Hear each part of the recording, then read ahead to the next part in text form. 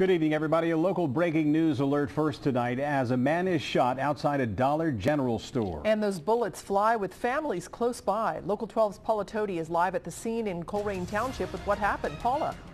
Boy, Cammie, kids were very close by too.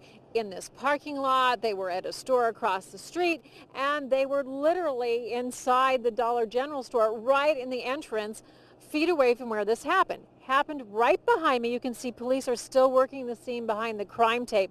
You can see the markers on the ground. Police tell me they have found at least 4 shell casings, and that matches what witnesses have told me as well.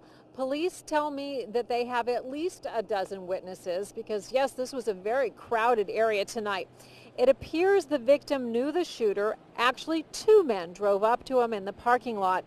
I talked to a witness who heard the shooter say, "Don't move," before he shot once. Then as she ran to try to help the victim, she heard 3 more gunshots.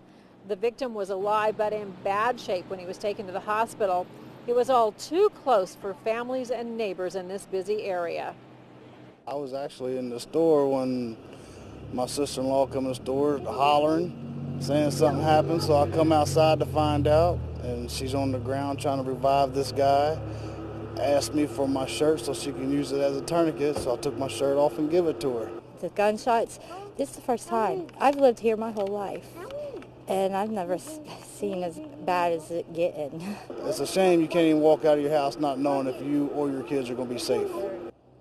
And we did not show that man's face because he's worried. His sister-in-law says that she can really identify the suspect, and that whole family is worried about that. But as I said, there are other witnesses as well.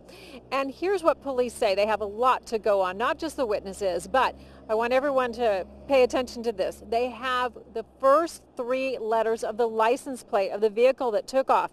FZP, that is Frank Zebra Paul, a maroon Cadillac Catera. So that's a pretty good description. Police feel very confident that they'll be able to wrap this case up, but they are still looking for 2 suspects, and they believe the shooter ran in that direction on Hyannis. So at this point, at large, but again, FZP. A lot to go on, Cammie. Paula, do you know yet if there's any surveillance video available? Police have been looking at that. There was video in the store. However, it was confined to the store, not to the parking lot area.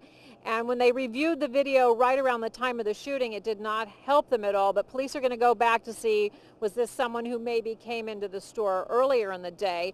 But so far, the video hasn't helped. But, you know, another thing that could really help, too, is they believe that the suspect might have been on the phone actually talking to the shooter right around the time of the shooting. So again, they think they'll wrap this up.